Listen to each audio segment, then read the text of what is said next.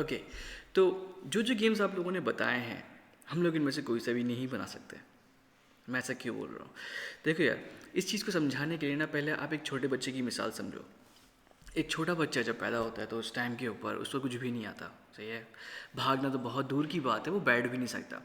कुछ स्टेप्स हैं जिसको लेके जो है ना एक बच्चा मतलब पहले बैठता है, फिर उसके बाद क्रॉल करता है, फिर खड़ा होता है, खड़े होने के बाद अपना बैलेंस सेट करता है, उसके बाद वो चलता है, उसके बाद वो भागता है, सही है।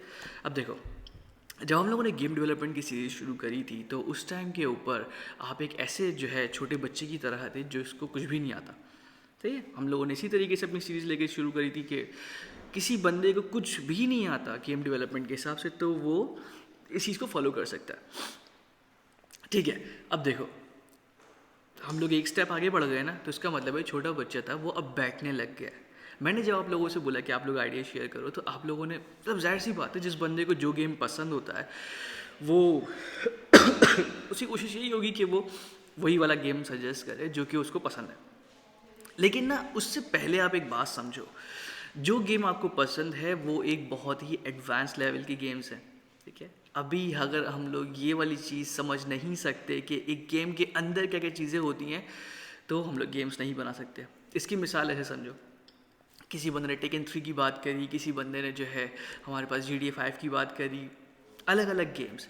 लेकिन उसके अंदर ना आपको फीचर्स निकालने हैं। जैसे सिर्फ एक बंदे ने जो है ना एक डिटेल पोस्ट डाली थी ग्रुप के ऊपर, जिसके अंदर उसने बताया था कि सर मेन मेन्यू होना चाहिए, एनिमेशन होनी चाहिए, और जो है मल्टीप्लेयर होना चाहिए, AI होना चाहिए, ठीक है। मैं एक्चुअल में ये वाली चीज़ एक्सपेक्ट कर रहा था कि आप लोग यही वाले पॉइंट्स मेंशन करो। अब ये वाली चीज़ तो बता दी, लेकिन हर बंदे को वो वाली चीज़ समझ नहीं आई होंगी। तो हम लोग गेम बनाने से पहले मुझे ये लगा कि हम लोग पहले एक गेम एनालाइज कर लें, एक या दो गेम्स एनालाइज करें, जिसके अंदर एक गेम होगा बहुत ही सिंपल, ठीक है, और दूसरा गेम होगा एक कॉम्प्लेक्स, जिसके अंदर हम लोग गेम की जो टर्मिनोलॉजीज़ हैं हम लोग उसको पढ़ेंगे, ठीक है। कोई सा भी सिंपल गेम उठा लेंगे और उसके बाद उसके अंदर से वो छोटे छोटे से कंपोनेंट्स निकालेंगे जो कि एक गेम डेवलपर देखता है, और उसके बाद ना हम लोग उनको सॉर्ट करेंगे कि कौन सा जो चीज़ है वो एक बिगिनर लेवल की है, कौन सी इंटरमीडिएट लेवल की है, और कौन सी एडवांस लेवल की है, ठीक है। तो जो बिगिनर लेवल की चीज़ है वो जो है हम पकड़ के गेम बनाएंगे।